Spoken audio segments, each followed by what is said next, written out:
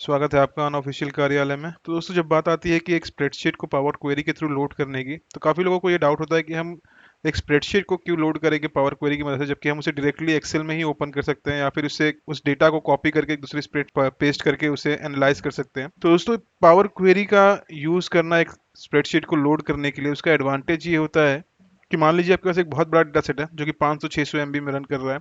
तो अगर आप उसे डायरेक्टली स्प्रेडशीट में ओपन करेंगे तो वो काफ़ी लैग करेगा और आपको 5 मिनट काम करने के लिए हो सकता है घंटों लग जाए उस स्प्रेडशीट में, क्योंकि उसमें डेटा बहुत बड़ा होगा। तो पावर क्वेरी का यूज़ करके आप उस जो डेटा को जब आप लोड करेंगे, लोड करने से पहले आपके पास ट्रांसफॉर्मेशन का ऑप्शन होता है जहाँ पर आप ट्रांसफॉर्म कर सकते हैं उस डेटा को। सो पावर क्वेरी जो है पहले के कुछ सैंपल रोज के हिसाब से आपके पूरे डेटा को ट्रांसफॉर्म करता है। तो मान लीजिए कि आपके पास डेटा बड़ा है लेकिन आपको उसमें से एक छोटे से पार्ट को एक्सट्रैक्ट करके उसको एनालाइज करना है। तो पहली बात तो आपके पास चैलेंज होगा, अगर आप उसे डायरेक्टली स्प्रेडशीट में ओपन करेंगे तो वो ओपन ही होने में काफी टाइम लगेगा और उस डेटा को एक्सट्रैक्ट करने में भी काफी टाइम लग सकता है आपको। लेकिन आप पावर क्वेरी की मदद से जब इसे लोड करेंगे तो आप डायरेक्टली पावर क्वेरी में ही इसे ट्रांसफॉर्म करेंगे, जैसे कि आप फिल्टर अप्लाई करके डेटा को, जो डेटा आपको चाहिए उसे स्कोप कर सकते हैं और जो डेटा नहीं चाहिए उसे स्कोप आउट कर सकते हैं और फिर उसे डायरेक्टली एनालाइज कर सकते हैं। इससे आप अपना काफी टाइम बचा सकते हैं।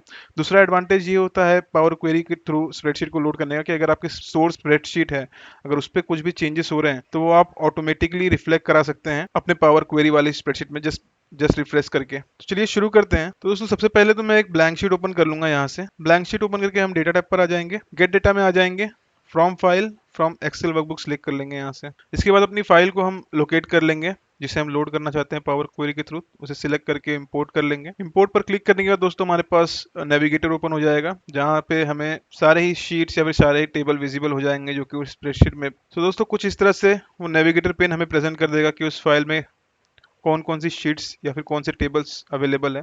तो हमारे पास सिर्फ एक ही शीट अवेलेबल है, मैं उसे सिलेक्ट कर लूंगा। यहाँ पे हमें एक प्रीव्यू मिल जाएगा। तो दोस्तों ये प्रीव्यू दिखा रहा है, अगर हम इसे डायरेक्टली लोड करें तो कुछ इस तरह से हमारा जो डेटा है वो हमारे स्प्रेडशीट में लोड हो जाएगा। लेकिन आप देख सकते हैं यहाँ पर जो पहली रो है और सेकंड रो है ये हमें नहीं चाहिए, तो इसे मैं ट्रांसफॉर्म करके एडिट कर लूंगा और इसे डिलीट कर दूंगा। तो ट्रांसफॉर्म डेटा पर आ जाएंगे, पावर क्वेरी एडिटर ओपन हो जाएगा हमारे स्क्रीन पर। तो दोस्तों पावर क्वेरी एडिटर में हम देख सकते हैं कि यहाँ पर पावर क्वेरी ने ऑटोमेटिकली कुछ स्टेप्स जो हैं वो अप्लाई कर दिए अपने हिसाब से। तो अगर हम सोर्स डेटा देखें तो सोर्स डेटा में, क्योंकि हमारी जो शीट 1 है हमारे पूरे स्प्रेडशीट में और हमने उसे यहाँ से लोड किया था इसलिए हमें इस फॉर्म में दिख रहा है, तो हमने शीट 1 को लोड किया था अपने स्प्रेडशीट में। फिर नेविगेशन पेन से हमने शीट 1 सिलेक्ट कर लिया और ये हमारा डेटा जो है हमने पावर क्वेरी में ओपन कर लिया सिलेक्ट करके। उसके बाद पावर क्वेरी ने कुछ ऑपरेशंस किए जिसके थ्रू उसने ये आइडेंटिफाई किया कि हमारा जो फर्स्ट 2 रो है वो काफ़ी अलग है हमारे पूरे डेटा से। लेकिन अब वो ये नहीं समझ पाया कि इन दोनों में से वो किसे हेडर बनाए, इसलिए उसने दोनों को ही हेडर नहीं बनाया और कॉलम 1 कॉलम 2 इस टाइप का कुछ ऐड कर दिया। और फाइनली पावर क्वेरी ने ऑटोमेटिकली टाइप्स को सेट कर दिया हमारे डेटा टाइप्स को हर कॉलम में, जो कि अगर हम फर्स्ट वाला देखें तो ट्रांसफॉर्म में आकर अगर हम चेक करें तो यहाँ पे डेटा टाइप एन ही आ गया है, क्योंकि हमारे कॉलम में अल्फाबेट्स भी है नंबर्स भी हैं। तो पावर क्वेरी ये डिसाइड नहीं कर पा रहा है कि ये डेटा किस टाइप का है, इसलिए उसने इसे अल्फा न्यूमेरिक दे दिया या फिर उसे हम एनी भी कह सकते हैं। और मोस्टली सभी को इसने अल्फा न्यूमेरिक या टेक्स्ट फॉर्म में ही टाइप असाइन किया हुआ है। तो दोस्तों हमें यहाँ पर पहला वाला रो जो नल है उसे निकालना है।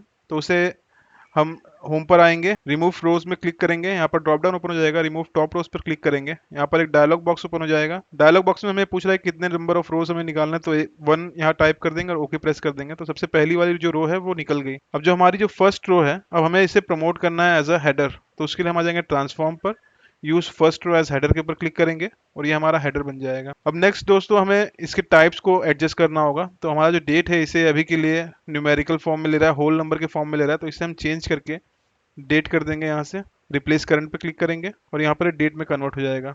आइटम टेक्स्ट में है ये सही है, सेल्स रिप्रेजेंटेटिव टेक्स्ट है भी सही है, होल नंबर और प्राइस भी सही है। फाइनली कमीशन पर आ जाएंगे और इसे हम परसेंट में कन्वर्ट कर देंगे यहाँ से। तो दोस्तों अब ये डेटा जो है ये रेडी है लोड होने के लिए, तो हम इस फॉर्म में इसे लोड कर सकते हैं। तो सिंपली हम होम पर आ जाएंगे और क्लोज एंड लोड पर क्लिक कर देंगे यहाँ से। तो दोस्तों हमारा जो डेटा है वो कुछ इस तरह से एक टेबल के फॉर्म में लोड हो जाएगा। हमारा जो टेबल का नाम होगा वो हमारी क्वेरी का ही नाम होगा। तो आप देख सकते हैं यहाँ पर हमारी क्वेरी का नाम भी सेम है। अगर हमें टेबल का नाम या फिर क्वेरी का नाम चेंज करना है तो हम पावर क्वेरी में जाके उसे चेंज कर सकते हैं। जो दूसरा एडवांटेज था जिसके बारे में हमने बात किया था कि अगर हम सोर्स फाइल में कोई चेंजेस करें तो वो यहाँ पर भी रिफ्लेक्ट हो जाता है। बेसिकली अगर हम यहाँ क्वेरीज पर क्लिक करके पावर क्वेरी एडिटर ओपन कर ले तो आप देख सकते हैं कि यहाँ पर सोर्स में जो फाइल है हमारी ये लाइव कनेक्टेड है, जहाँ पर हमारा फाइल हमने स्टोर किया हुआ है। तो वो सेव फोल्डर से ही ये कनेक्टेड है और लाइव डेटा पुल कर रहा है।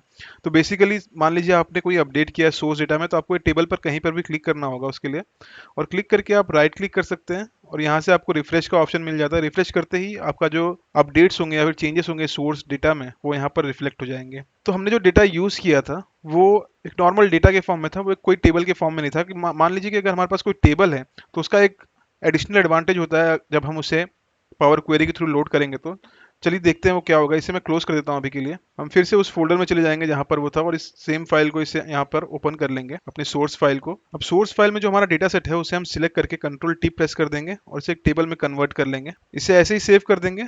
अब ट्राई करते हैं इसे हम पावर क्वेरी के थ्रू लोड करने का, तो हमें पता चलेगा कि इसके क्या एडवांटेज होते हैं। तो हम डेटा में आ जाएंगे, सेम प्रोसेस फॉलो करेंगे, from file, from Excel workbook, file को सिलेक्ट करेंगे, इंपोर्ट कर लेंगे यहाँ पर।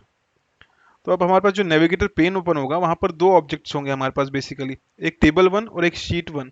तो बेसिकली ये जो पावर क्वेरी है ये टेबल को एक एडिशनल ऑब्जेक्ट मानती है। तो अगर हमें शीट का कंप्लीट डेटा लोड करना है तो हम शीट पर जाएंगे, या फिर टेबल पर जाना है तो टेबल पर जाएंगे। तो हमने शीट को ऑलरेडी ट्राई कर लिया हुआ है, मैं टेबल को सिलेक्ट करता हूँ यहाँ पर। अब हम देखेंगे तो टेबल पर क्लिक करने के बाद हम ट्रांसफॉर्म डेटा पर आ जाएंगे, पावर क्वेरी एडिटर ओपन हो जाएगा कुछ इस तरह से। अब पावर क्वेरी एडिटर ने यहाँ पर कुछ अपने हिसाब से अब स्टेप्स अप्लाई कर दिए हुए हैं। ये हमारा सोर्स डेटा है जहाँ से हमने टेबल को लोड किया था। हमने टेबल सिलेक्ट किया, यहाँ पर टेबल लोड हो गया। अब उसने जो चेंजेस अप्लाई किए हैं वो उसने टाइप चेंज किया हुआ है यहाँ पर। तो आप देखेंगे कि मोस्टली इसने जो प्रिडिक्ट किया हुआ है, अब अगर आप कंपेयर करें तो पिछली बार हमने जब शीट वन से डेटा डाला था यहाँ पर तो हमारे पास एक एडिशनल रो थी, हमारे जो हेडर्स थे वो प्रमोट करेक्टली नहीं हुए थे, और हमारे जो डेटा टाइप्स थे वो मोस्टली हर केस में गलत थे। बट अगर आप यहाँ पर देखें तो खाली हमारा डेट गलत आ रहा है। अगर हम इसे चेंज कर दें, मोस्टली सारा डेटा टाइप सही इसने कैप्चर किया है। तो दोस्तों ये एक एडवांटेज होता है एक टेबल के थ्रू डेटा को लोड करने का कंपेयर टू शीट के थ्रू लोड करने का। आपको जो ऑपरेशंस करने होते हैं, जो चेंजेस करने होते हैं, वो काफ़ी कम करने होते हैं कंपैरेटिवली।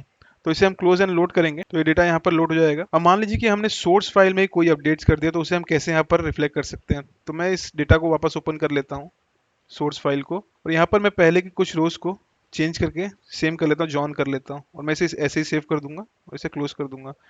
अब फिर से हमारे पावर क्वेरी वाली शीट पे आएंगे, टेबल पर राइट क्लिक करेंगे और रिफ्रेश करेंगे। अब देख सकते हैं दोस्तों जो जॉन हमने चेंज किया था वो यहाँ पर रिफ्लेक्ट हो गया। तो दोस्तों ये थे कुछ एडवांटेजेस एक स्प्रेडशीट को पावर क्वेरी के थ्रू लोड करने के। उम्मीद है कि आपको इस वीडियो से कुछ नया सीखने मिला होगा। अगर आपको ये वीडियो अच्छी लगी हो तो इस वीडियो को लाइक करें, मेरे चैनल अनऑफिशियल कार्यालय को ऐसे ही वीडियोस के लिए सब्सक्राइब करें।